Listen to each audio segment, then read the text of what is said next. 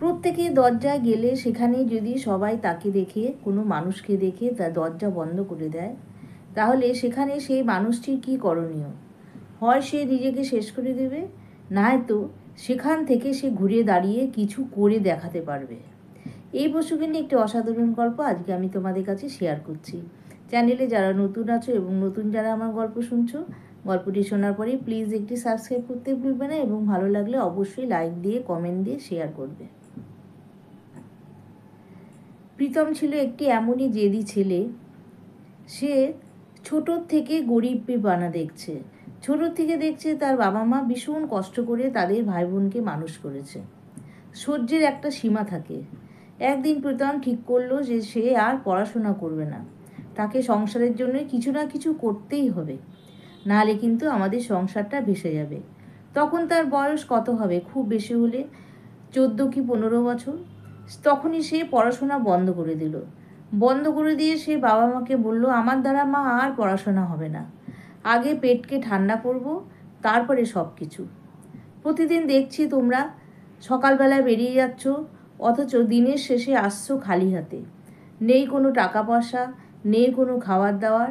আর কতদিন আমরা এইভাবে না খেয়ে থাকবো? কোনো দিন খাবার জোটে তো কোনো দিন জোটে না। এইভাবে আমার আর ভালো লাগছে না, আমি পড়াশোনা ছেড়ে দেবো। বরং আমার 2 ভাই বোনকে তোমরা যেভাবে করো পড়াশোনা শেখাও, আর আমি যখন পয়সা রোজগার করব আমার পয়সা দিয়ে তাদেরকে আমি পড়াশোনা শেখাবো। এই চিন্তাভাবনা করে সে বেরিয়ে গেল।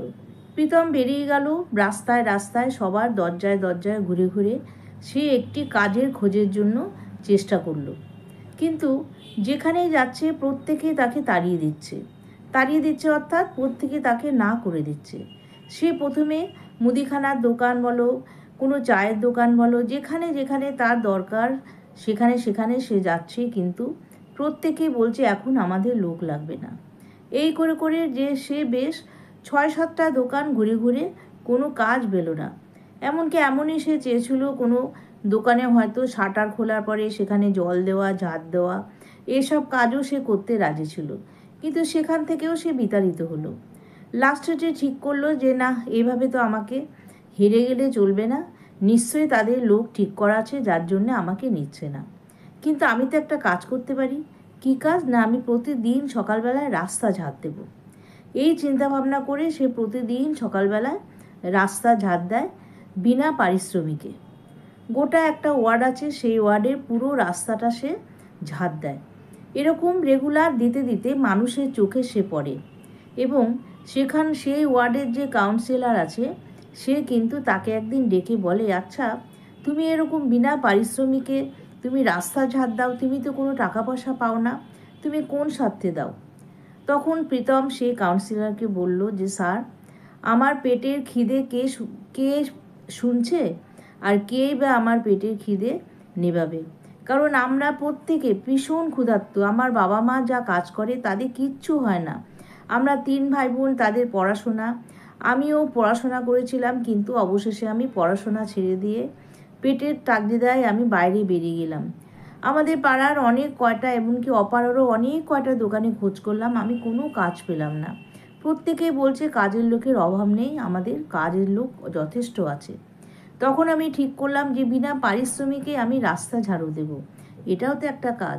দেখি না, যদি এখান থেকে কারোর দয়া হয়, কেউ যদি আমাকে 2টো করে পয়সা দেয়, তাহলেই তো আমার হবে। এই চিন্তাভাবনা করে আমি কাজ শুরু করলাম। স্যার, আমি কিন্তু এখনও পর্যন্ত কোনো টাকার জন্যে আমি কাজ করছি না। খুব কাকুতি মানিতে করলো, যেহেতু কাউন্সিলরের কাছে কাউন্সিলর যেহেতু ডেকেছে, সেই জন্য প্রীতম খুব ভয় পেয়ে গেল। তখন কাউন্সিলর তাকে ডেকে বসালো বা তাদের বাড়ির বাইরে বসিয়ে বলল, ঠিক আছে তুমি একটু বসো, আমার কিছু লোক আসছে, তাদের সাথে কথা বলে নিই, তারপরে তোমার সাথে আমি কথা বলবো।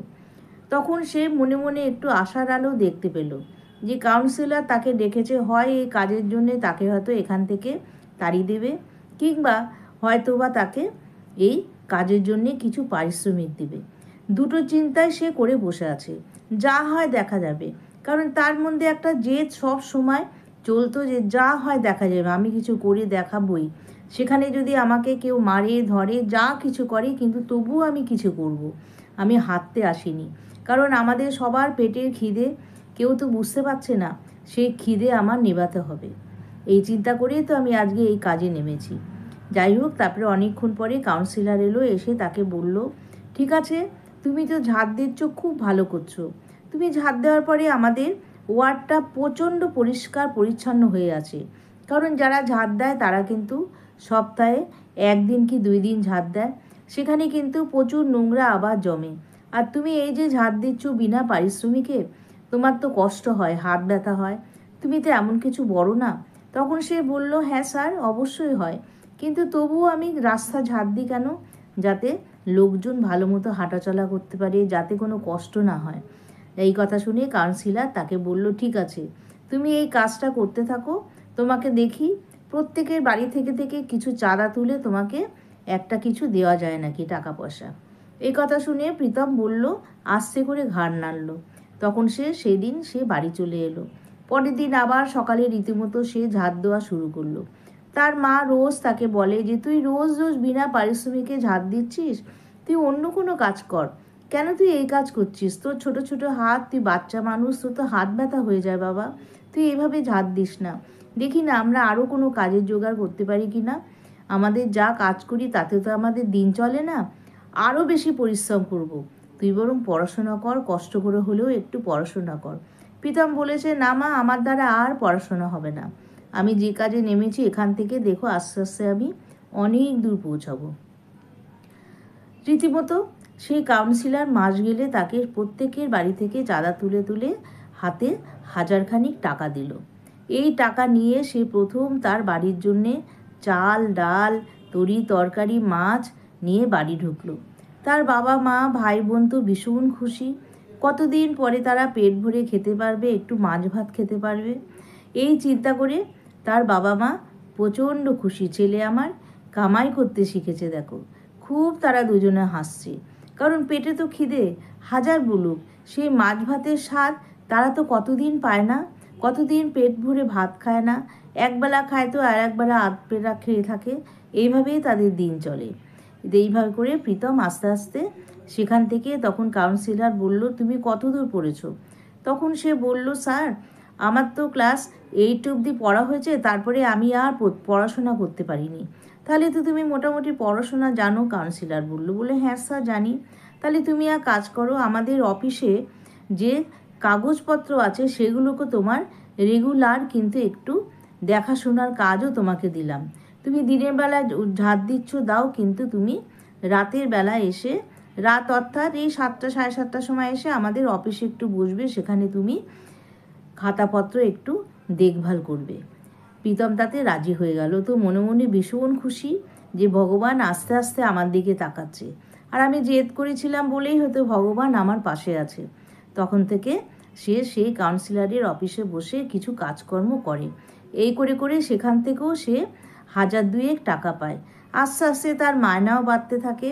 কাউন্সিলর অবশ্য ভীষণ দরদি মানুষ ছিলেন, যার জন্যই হয়তো এটা সম্ভব হয়েছে, এবং তার কাজের সুনাম দেখে, তার হাতের লেখা দেখে কাউন্সিলর তাকে যে কোনো প্রকারে কোনোভাবে একটা ভালো কাজের সন্ধানে তাকে ঢুকিয়ে দিল, এবং সেখান থেকেও সে ভালো আয় করতে থাকলো। এবং তার ড্রেস ভোষা, চলন, তার অ্যাটিটিউড সমস্ত কিছু পাল্টে গেল। আস্তে আস্তে তার বয়স হলো, সে বাড়িঘর ঠিক করলো, বাবা মা ভাই বোনকে ভালো রাখলো, সব কিছু করে সে দেখালো। এবং তাদের অবস্থা যখন সম্পূর্ণভাবে ভালো হয়ে গেল, সে সেদিন তার মাকে বলেছিল যে, মা, আমি কিন্তু হারতে শিখিনি, আমি জিততে শিখেছি। কারণ দেখো, পড়াশোনা যা শিখেছি তার দৌলতে কিন্তু আমি একটা ভালো কাজ করি, সেখান থেকে আমার ভালো ইনকাম আসছে, এবং আজকে আমি তোমাদের সবাইকে ভালো রাখতে পেরেছি। আমি কিন্তু কখনো হারবো না, আমি জিততে শুরু করব, এবং জিতছিও। এই করে করে কিন্তু প্রীতম তার জেদ বজায় রেখেছিল, কখনোই কিন্তু সে হাল ছাড়েনি। তাহলে হাল ছাড়লে কখনো কিন্তু আমরা কেউই উন্নতি করতে পারবো না। হাজার বিপদ আসুক, আমরা হতাশ হব না, এবং রীতিমতো জেদ করে সেখান থেকে কিন্তু উঠে দাঁড়াতেই হবে। এই মানসিকতা কিন্তু আমাদের শক্ত মনে রাখতে হবে, তবেই প্রত্যেকে কিন্তু সফল হতে পারবে। তাহলে বন্ধুরা, আজকে আমার গল্পটা কেমন লাগলো তোমরা প্রত্যেকে কমেন্ট বক্সে জানাবে, এবং খুব বেশি করে শেয়ার করে দেবে। যাতে কিছু কিছু ছেলে মেয়েদের মনে যেন আমি এই গল্পের থেকে আশার আলো জাগাতে পারি। তাহলে আজকে আমি আসি, টাটা।